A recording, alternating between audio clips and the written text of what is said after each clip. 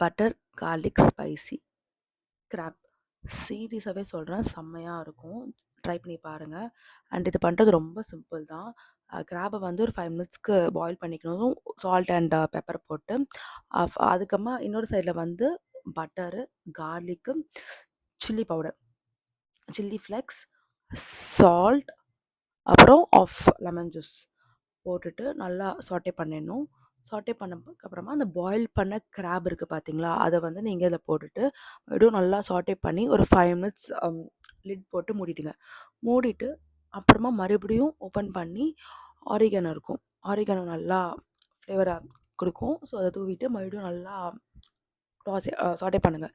சாட்டே பண்ண தான் அந்த மசாலாலாம் உள்ளே போய் இருக்கும்.